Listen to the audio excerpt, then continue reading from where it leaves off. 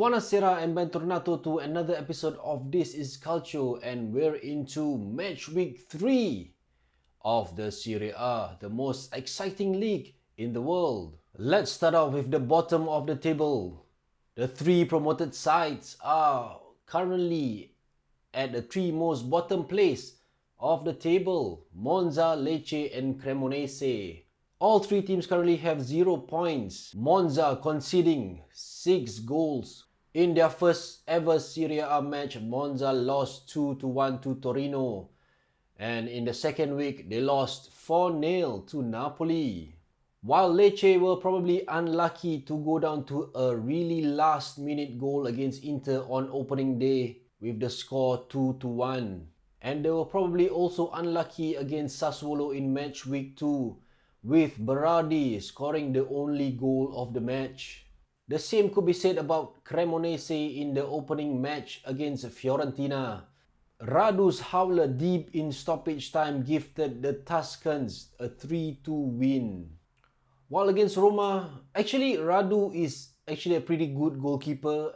He actually stopped a lot of shots on goal, both against Fiorentina and Roma, but they were just unlucky. Cremonese, they lost 1-0 to Roma with Chris Smaldini scoring the only goal of the match.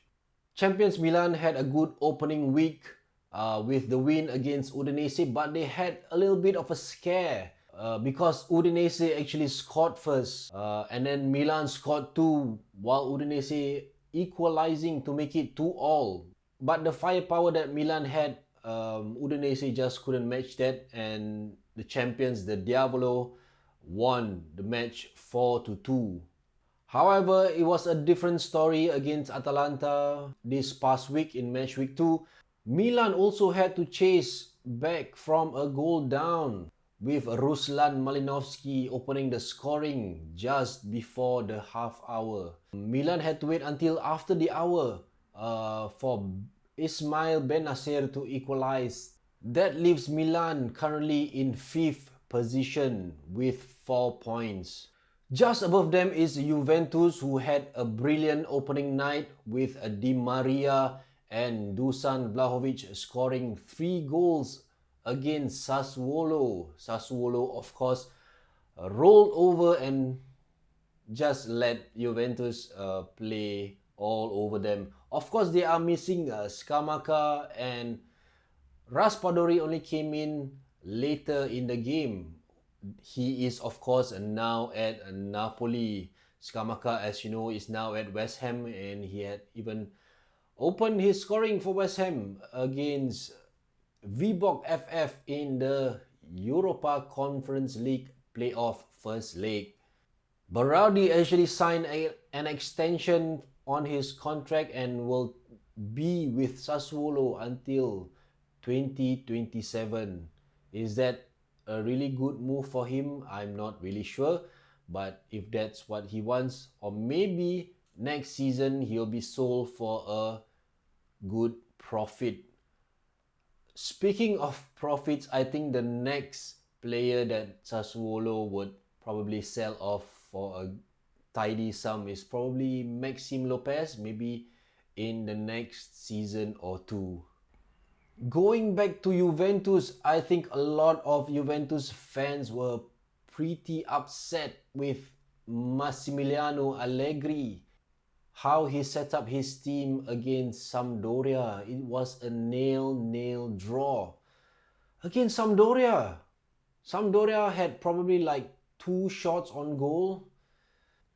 I think it's indicative of how much Allegri plays passive calcio. When Dusan Vlahovic, one of the top scorers in the league last season and also nominated for the Ballon d'Or, of course that was because of his goal scoring exploits when he was at Fiorentina last season. But yeah, Dusan Vlahovic, he had only 9 touches the whole game. 9 touches! A striker having 9 touches. The best part of it was he had only 3 touches in the first half, One of it was a kickoff. Another one was a skewed clearance which almost ended up into the back of his own net. And the third one was what? An offside. Do you think Dusan made the switch to Juventus too early in his career, or is this not panning out at all? I mean, look at Bernardeschi. He wanted to leave early on in his. He only had like a few seasons with Fiorentina and then left for Juventus, and now he's playing in the MLS with Toronto FC, and he's only what, 29 years old. So what do you think about Dusan Vlahovic? But of course, not to make excuses for Allegri. He doesn't need excuses. He's a seasoned coach.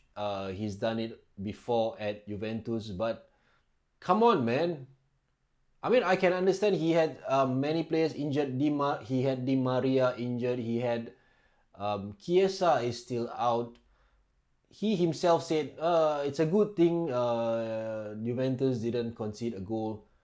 But playing for a draw, you can't even score against Sampdoria, says something a lot about the team and how he manages it. I wonder what will happen this weekend when Juventus welcomes Roma to the Allianz Stadium. Roma is just above Juventus in third position, winning both of their opening matches. A first one, a 1-0 win against Salernitana, in which Roma had plenty of chances to kill off the game. It was the same story against Cremonese last weekend. They had plenty of chances, but they could only find the net once, and it was a defender who scored the winning goal. Interesting weekend coming ahead.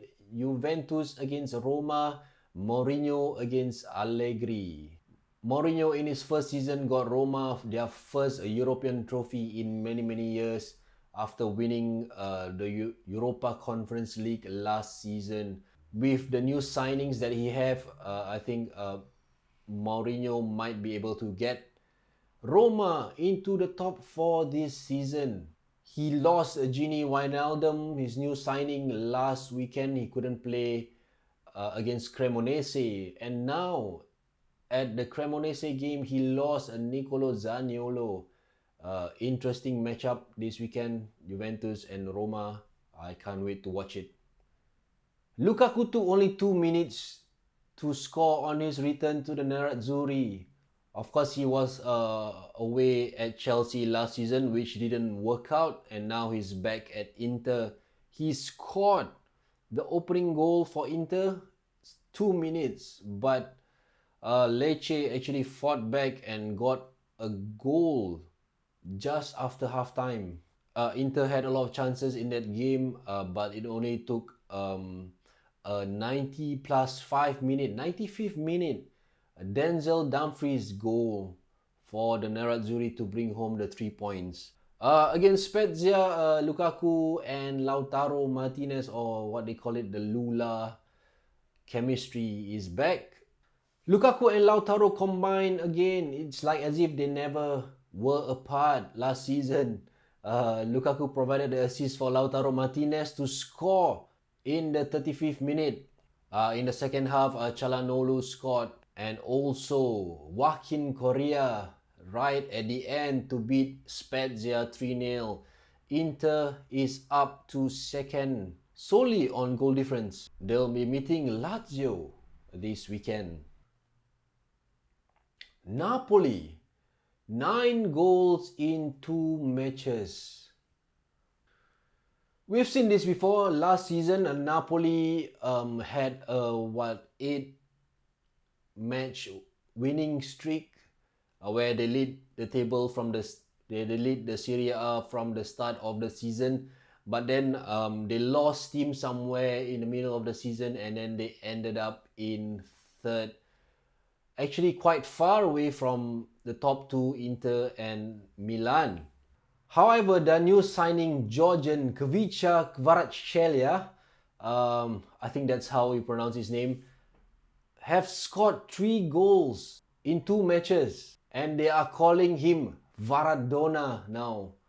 Napoli fans, I'm not sure if it's too early, but 3 goals in 2 games is not a bad return for a player who just signed for your club. Supposedly to replace Insigne, I think. And Napoli's other new signing, Kim Min-jae, the South Korean, also scored a goal.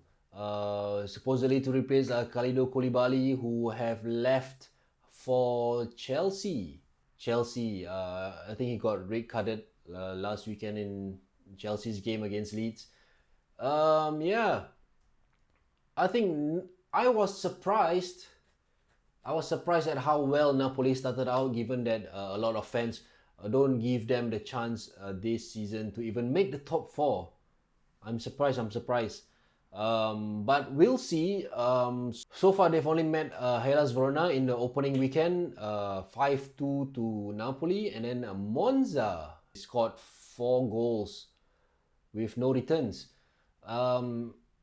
We'll see how they fare against a better opposition. Of course, coming up next, Fiorentina. I mean, I'm surprised Napoli did well in these 2 opening matches. Of course, the second game was against Monza, newly promoted team. I expect them to beat Monza, but not beat them this soundly 4-0. But the first weekend against Hellas Verona, I'm quite surprised.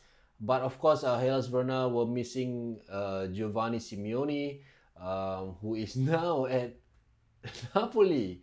Of course, he didn't play the first game. He still just recently only signed for Napoli. And Hellas Verona is set to lose Antonin Barak to Fiorentina. The next opponent is, of course, Fiorentina. Fiorentina will just be coming back from a Friday morning match against FC Twente for the Europa Conference League playoff second leg. Fiorentina is leading on aggregate 2-1, but that's not guaranteed. There's no away goals anymore, so all to play for in the Netherlands. When Fiorentina comes back, they'll be facing Napoli. But the first 2 games of the season of the Serie A was not convincing. They beat 3-2. They beat Cremonese 3-2 in the opening match. But that only is thanks to Radu's howler when Mandragora pumped the ball into the box. It was a looping ball, and Radu jumped up and tried and caught it. He caught the ball, but then he fell back into his own goal. Yeah, and Fiorentina's second match, a 0-0 draw against Tuscan rivals Empoli. It was one of the most awful match for Fiorentina for me. And Empoli was even down to 10 men after Sebastiano Luperto was red carded after he took down Luka Jovic, who was already through on goal in the 67th minute. I think the highlight of that match was when the referee got injured and then he had to be subbed out. The fourth official taking over the man in the middle. That was hilarious. And then they had 10 minutes of stoppages because of the referee substitution. And Fiorentina still couldn't find a way through Empoli. I think because Empoli fell back a lot, they compacted their defense, something which Fiorentina always have struggled with since last season. They need somebody to score from outside the box. You can't pin all your hopes on just one person, Jack Bonaventura. Of course, the wings doesn't work because when you cross it in, there's nobody to aim for. There's no target man. Luka Jovic is the lone striker, and then Italiano subbed him out for another striker, Artur Cabral. Yeah, so that's why I think the Fiorentina brass is looking to get Antonin Barak. There were already reports saying that Barak have already agreed to terms with Fiorentina, a loan with obligation to buy. Speaking of Antonin Barak, the Czech midfielder, you know what does he wear? I like his boots. He wears the same boots as I do. The Pantofola d'Oro Superleggera 2.0. The Superleggera 2.0, of course, is handcrafted as with every other Pantofola d'Oro boots. It is made with a flexible kangaroo leather upper and has flat laces for optimal ball control. Leather collar offers a reliable ankle support. Studs offer optimal traction and stability. Pantofola d'Oro del Duca comes in black and white as well. It is made with 100% calf leather upper instead of the kangaroo leather that comes with the Superleggera 2.0. But don't get me wrong, this is also a really comfortable pair of boots. It is of course hand stitched like any other Pantofola d'Oro boots. And thanks to Peach Performance, they are giving a 10% discount if you use this code upon checkout. So click the link in the description or in the bio, wherever you're watching this from, and get your golden slippers now. And these were all the scores from the past week of Serie A matches. Torino and Lazio ended with a 0-0 draw. Same goes with Udinese and Salernitana. Inter 3, Spezia 0, Sassuolo 1, Lecce 0. Empoli and Fiorentina, I just said, another 0-0 draw. Napoli 4, Monza 0. Atalanta and Milan also a draw, a 1-1 draw. Bologna and Hellas Verona also a 1-1 draw. Roma, Cremonese, Roma with the 3 points. Sampdoria and Juventus another 0-0 draw. And let's look at the standings after 2 matches. Napoli, Inter and Roma are the only teams who have 6 points from 2 games, while Juventus, Milan, Atalanta, Fiorentina, Lazio and Torino all have 4 points, 1 win and 1 draw. Sassuolo and Spezia are the only 2 teams who have 3 points, while Bologna, Empoli, Salernitana, Udinese, Sampdoria and Hellas Verona with 1 point each. Cremonese, Lecce, Monza, the newly promoted teams, have 0 points from 2 games. And these are the upcoming matches for week 3. Monza up against Udinese and Lazio up against Inter on Saturday morning. Juventus will meet Roma. Cremonese will be up against Torino. Spezia up against Sassuolo. Milan up against Bologna. All of it on Sunday morning. And the last 4 matches of the round on Monday morning. Hellas Verona up against Atalanta. Salernitana will face off against Sampdoria. Lecce up against Empoli, while Fiorentina will be up against league leaders Napoli. How will this week of Serie A turn out to be? I hope it's a win or at least a 1 point for Fiorentina, winning all the points we can get. Will just be coming back from a Europa Conference League fixture. So I hope we have some legs with us. I mean, we have quite a deep squad this season. So I hope we can give Napoli some fight. Alright, thank you for watching everyone. Grazie mille. See you again next week. Ciao.